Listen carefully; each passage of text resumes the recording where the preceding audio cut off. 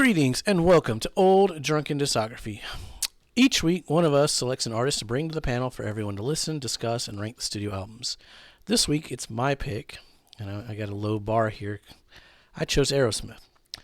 We'll go through all the studio albums one by one, ranking them as we go, and touch on some notable releases along the way.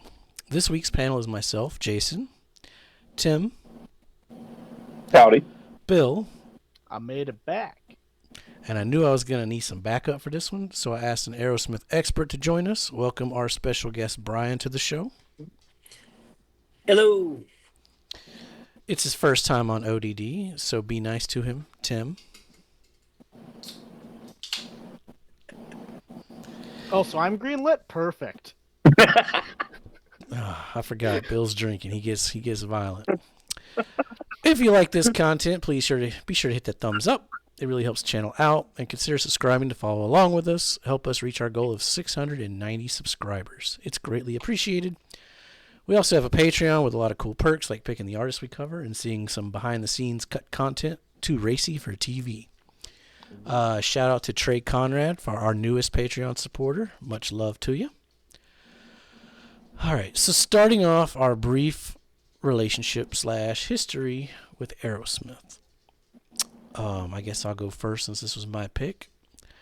Aerosmith is kind of like your first rock and roll band. They were my first rock and roll band. I grew up listening to them. My dad had some vinyl. We'll get into that later. I was 13 when Get a Grip came out. It was all over MTV. That was my first Aerosmith studio album. And then I went back and bought everything prior to that. I had them all in cassette in a shoebox, and I wish I could have found it in the garage, but our garage is a mess.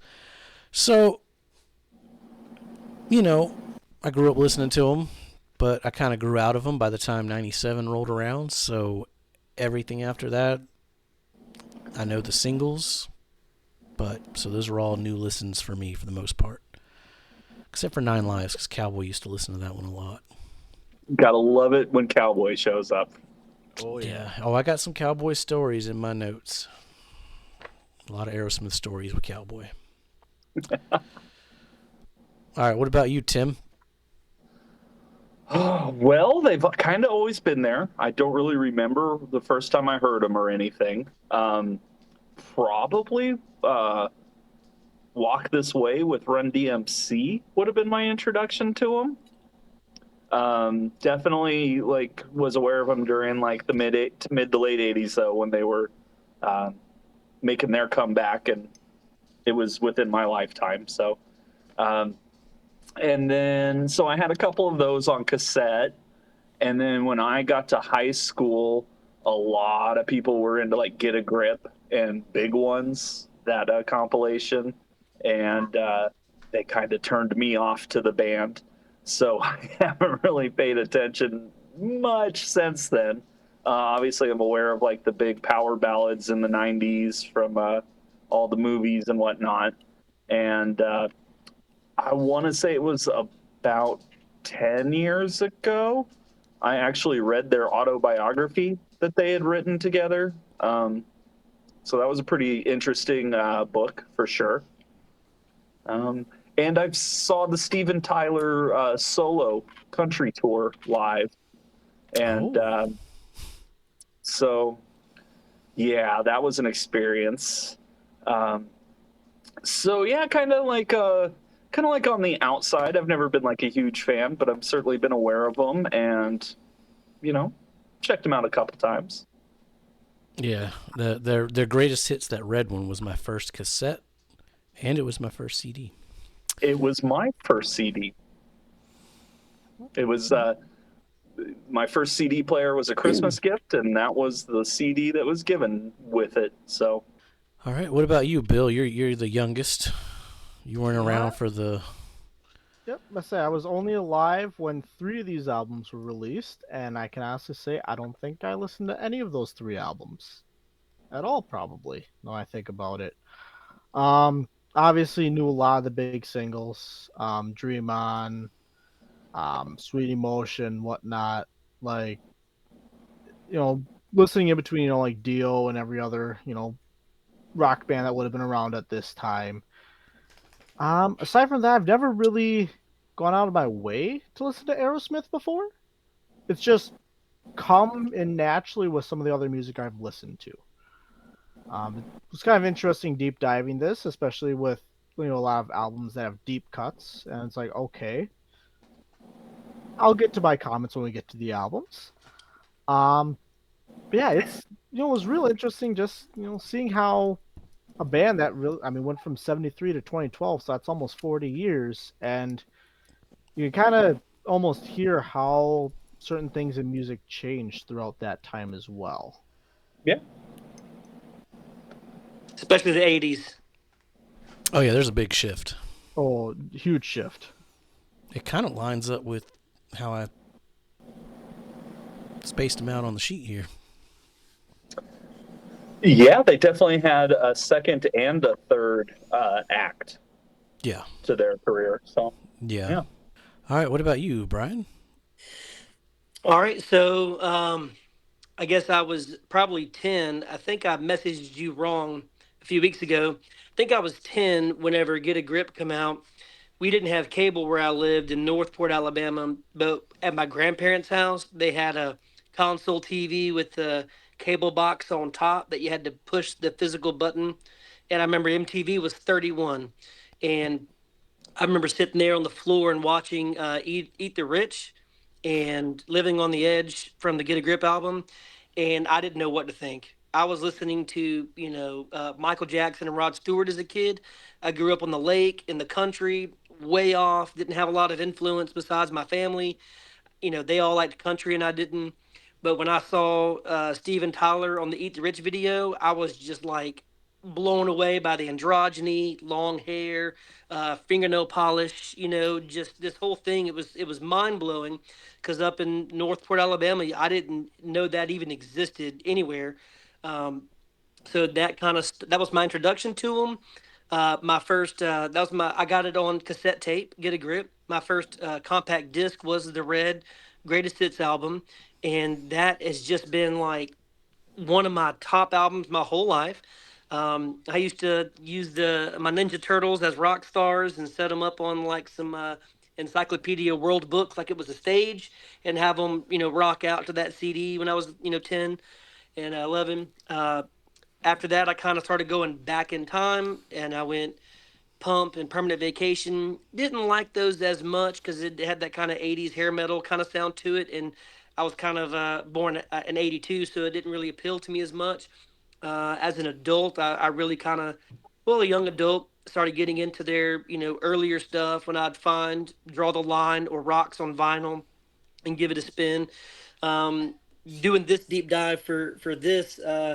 I really realized I never really listened to Night in the Ruts or their debut album, but I really enjoyed it. It was pretty good to see that they could have that big, wide sound even as early as 1973, 74, when the production value was relatively low considering the time, and they didn't have all the keyboards and saxophones and extra sounds. They could still kind of make that big sound and those big pop rock anthems with the blues as their base. I was pretty impressed with what I've done and with what they've done, and they've always kind of been a fallback band for me just because they were so important to me from 10, 11, 12, 13. Even as I moved on into Nirvana and hard rock and then metal later, and I still every now and then kind of revert back to put on Aerosmith, and it's like a feel good band for me. I pretty much like all their albums for the most part. I really enjoy just how kind of out in front Steven Tyler is. I think he's a fantastic frontman for a commercialized rock band that uses the blues. That's Aerosmith in a nutshell. All right, let's go. That's it. That's all she wrote, folks. So, all right, thank you for tuning into this episode. All right. The end. We're going to rank them. Stick around to the very end where we give our color codes, because the color code tells all. Every time, without fail. Without fail. All right, so let's just get right into the very first record here. 1973, Aerosmith. Tim, you want to start us off? Sure. Yeah, so this is the first album. They were kind of like the big deal blues band around Boston at the time. And let me just go through my notes here. So it starts off with "Make It," and it's decent. That's like a pretty solid opener. It's not like their best, but it's not bad. And then "Somebody," it's got a really cool guitar solo, but it's kind of bar band blues, and I mean, that's fine. I did like the guitar solo on it. "Dream On," I've never heard that song before, so I don't really know what to say about it. No, of course, it's a rock classic. Everybody loves that song.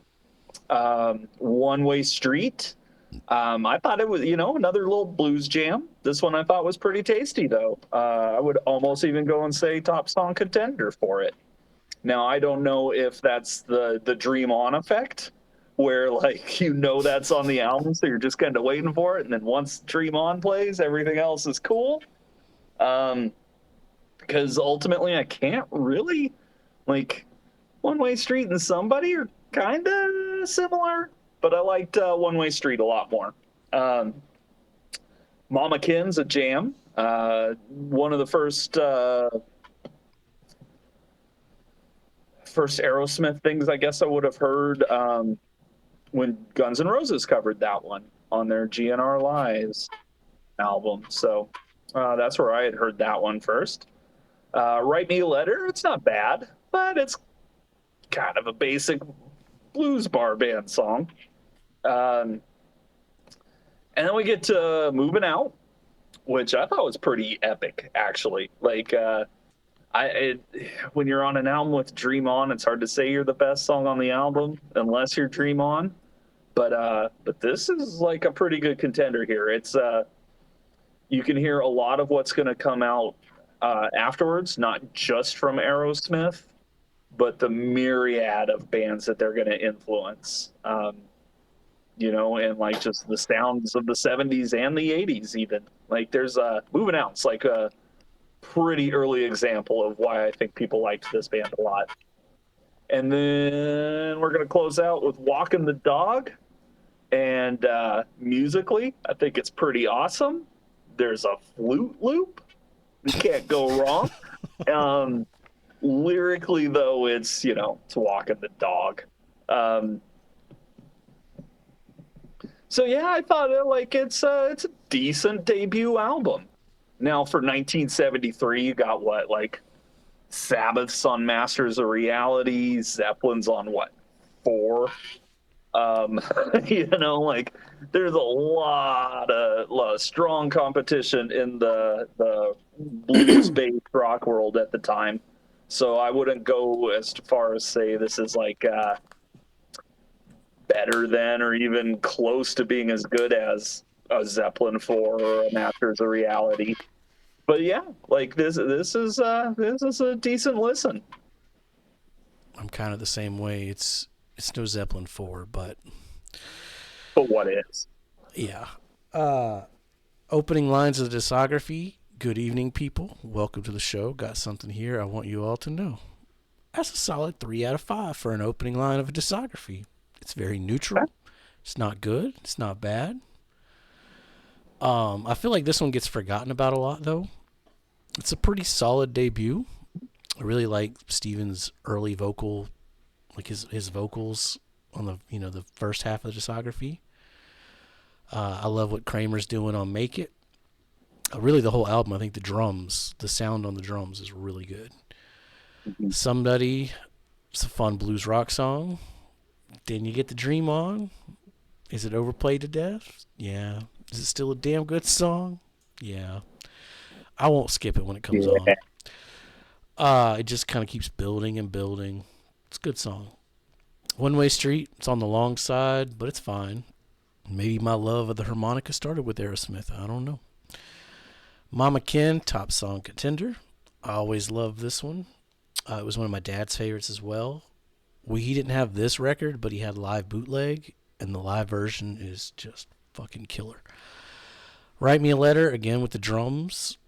They sound really good. Plus you get a harmonica solo. What's not to like? Moving Out, I love it. There's another song coming up that's kind of similar, like way down in the discography. That's my number one top song. But I love that simple blues rock. And you close it. You know, the album closes with a fantastic cover of Walking the Dog. So it's a solid debut. All right, Bill. All right. So, Aerosmith's debut self-titled album. I love that tone. Right, here it comes. Here Well, it comes. Let's see here. So, starting with Make It. Definitely a 70s rock intro song. I'm not sure about the guitar pitch on that song. I don't know, just something it just didn't feel right with me. I don't know how else to describe it. And the guitar was the only thing I could like figure out just not liking. Somebody, I said it was an okay guitar solo. Dream On. I mean, say we've already hit on that. I mean, that was one of the first Aerosmith songs I probably ever heard. It's compared to the rest of the songs on this album, I felt it definitely had a more unique sound to it because you had some other elements going on with it. They will definitely expound on the sounds that they were doing in Dream On in later albums to come. Like that's something you could tell that they latched onto. It was a big single. Which is why they say, "Oh, this worked. Well, let's just keep doing something similar to it and see what we can get to work." One Way Street. 7 minutes long. I happened to be watching National Lampoon's Vacation during that and just took a break and watched, Clark Griswold drive around America for a little bit. It's pretty good. It just so happened that he got pulled over by the cop right as the song ended. So I'm like, oh, all right. Let me just pause the track here. Let me watch the rest of this scene. All right. Resume back to watching it. Mamakin, it's okay. Got kind of tired of the guitar intro length on it. I'll say this as I was listening through. With Write Me a Letter exemplifies was full oldies blues for me is what I got on that one. It felt repetitive. And at this point I realized, I'm really not I understand. I mean, R&B was the basis for rock and roll at the end of the day. But really not a fan of the blues sound, I've realized. Oh boy, this is gonna be a long. We're gonna for a long night. Yeah. Yeah, we're in for a little bit of a long night. Got some bad news for you, Bill. Oh, I'm well aware. Moving out, yeah, it just kind of happened. I don't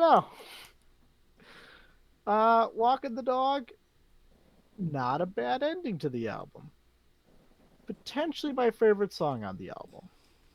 Besides Dream On. Dream On's got its own asterisk, but besides that one. I forgot I could read my final notes because we're not ranking the first one yet. But it's a very safe, and nothing here is really original for 1973 besides Dream On. I think Tyler and Kramer stand out the most on this one, whereas later on the guitars take more center stage. Like I feel like the guitars were more pulled back on this one.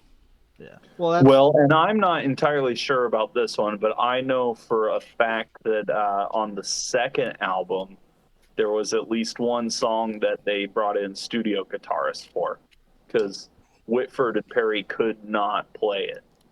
So Because it was too hard, or because they were on drugs? Both. Good, sure, yeah, probably both.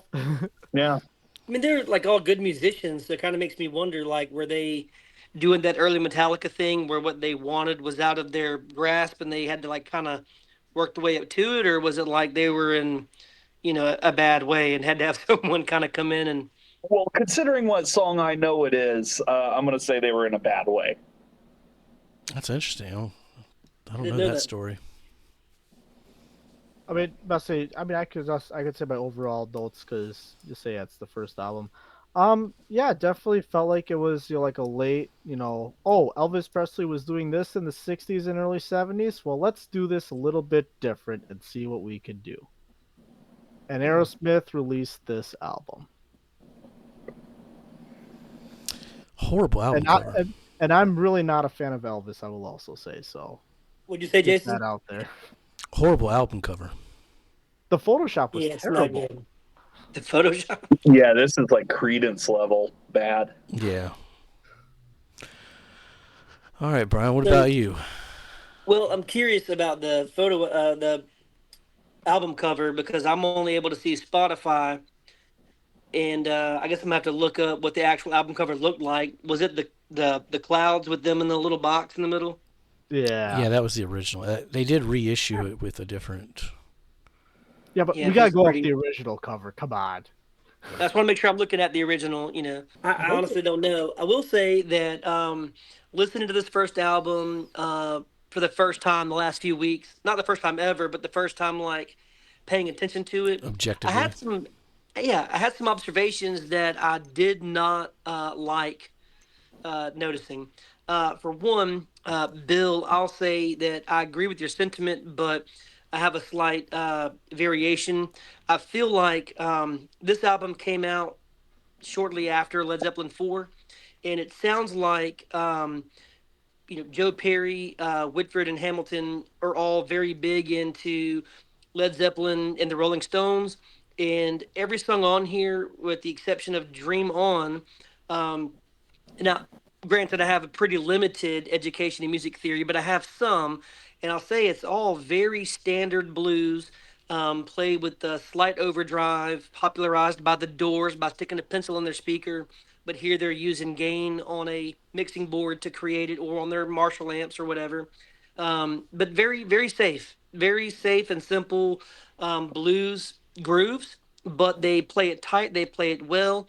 I could not decide if these songs were recorded multi-track because it sounds like the guitars and bass were all recorded together, and Joey Kramer played the drums to it later because the drums just sound kind of like they're playing to the music instead of keeping the beat. And of course, the vocals were done separately, clearly, because you can tell it's not a room performance. Um, Make It. I had read years ago that that was kind of like their opener live for several albums. They would start with Make It, and I think the lyrics kind of really fit, kind of like Here We Are. This is us, is what we want to do. But I could not shake the thinly veiled um, Led Zeppelin attempt here, not necessarily ripping songs off song for song, but it's kind of like, hey, these are our favorites. They're like really getting big. Led Zeppelin 4 in the underground at the time was, really making its rounds. It was like the supreme get high or make out party album, hangout album. Led Zeppelin 4 was. And I kind of feel like they were really not trying to copy them, but they were very much inspired to the point that nothing here really seemed original. I did not know until I looked into it because I was curious why Dream On was one of a few songs that didn't sound like it belonged here. Dream On and Walking the Dog, they just didn't sound like they were made in the same, creative space. Uh, and I don't know how true it is, but I saw a Wikipedia entry about Dream On was something that Steven Tyler actually played on the piano years before 17, 18, and always kind of tinkered with it. And when he showed it to the band, um, they kind of started, putting it on the guitar and all that, and they kind of built it up to what it is. So that kind of makes sense. And then I didn't realize either until recently that "Walking the Dog" is a Rolling Stones cover, and the Rolling Stones did it also as a cover by somebody I'd never heard of. And apparently, it's been covered like 3 dozen times since the Stones did it. And I hate it, but walking the dog. I don't know if you guys know, but it's an older reference for like sneaky links for going off and partying in secret, or going and being mischievous in secret. It's kind of a euphemism there. So I kind of felt like that was why they put it on there, to kind of give them also a little bit of street cred. Most of the songs on here didn't really do a lot for me.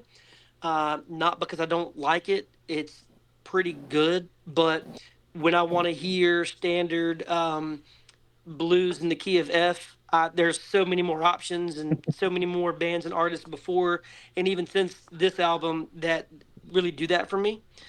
So it actually, being a pretty big lifelong Aerosmith fan, I was a little disappointed in what I found when I dove deep into this one, but not to say that it's not a good album. I'll say that uh, I really like the lyrics on Somebody, and I really enjoyed. I think it was Bill that got kind of. You said you got kind of bored of the guitars in the beginning of Mama Ken. Yeah. Well, I thought it was kind of cool that they did a guitar solo on the beginning of a song. Was kind of how I took it. Oh I yeah, mean, Mama Ken's a classic. the thing, like, the- Shut when up, the Like Tim. you're guitars ready for a play, song to start, and instead it's a solo. I mean, I get it. but like, it's more of like an intro, though, isn't it? Like, I mean, technically, is it by definition a solo? Yes, but like, it's still just like an intro, isn't it? I mean, It sure, it can. is Why definitely. not You're both? right. You're right. It's an intro, but it was like, you know, I'm pretty sure it's Joe Perry playing the guitar part there because he seems to be the lead guitarist and does more of the cool parts, as far as I can tell. But I kind of enjoyed that. I did think that it had kind of a jam band bluesy kind of vibe to it. So did One Way Street. I mean, I liked One Way Street a lot.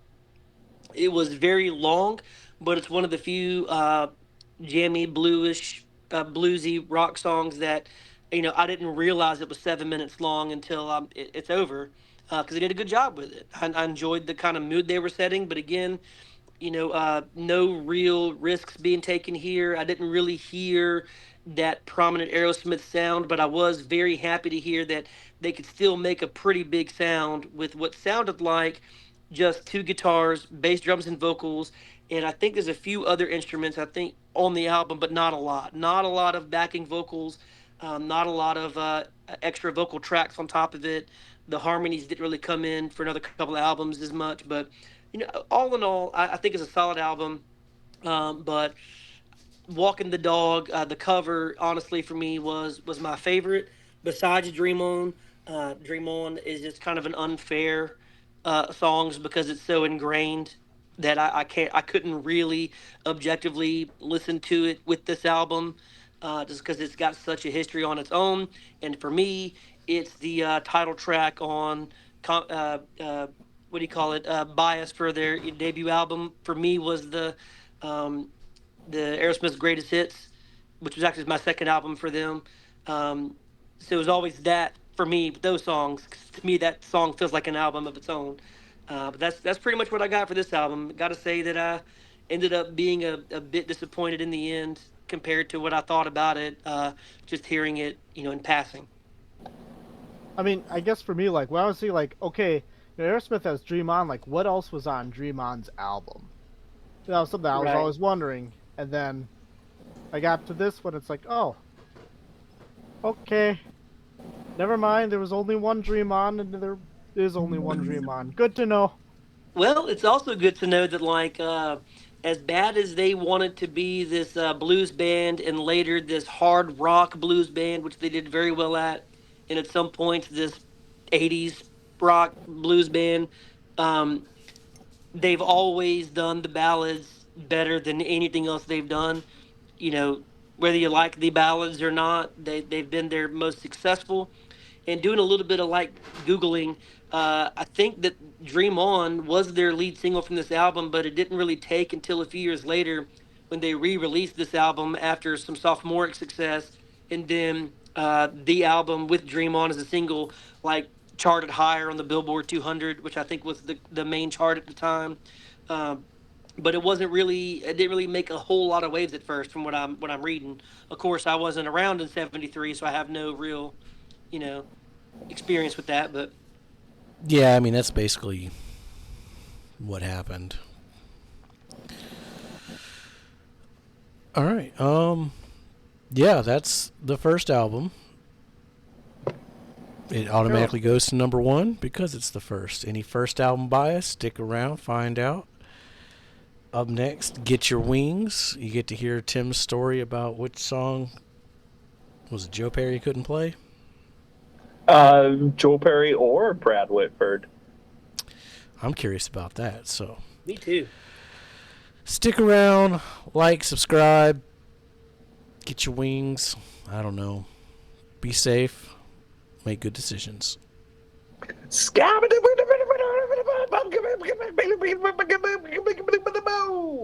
Yeah, me too. I'll get another beer. Oh, I'm keeping that ending. She broke a needle, now she can't walk.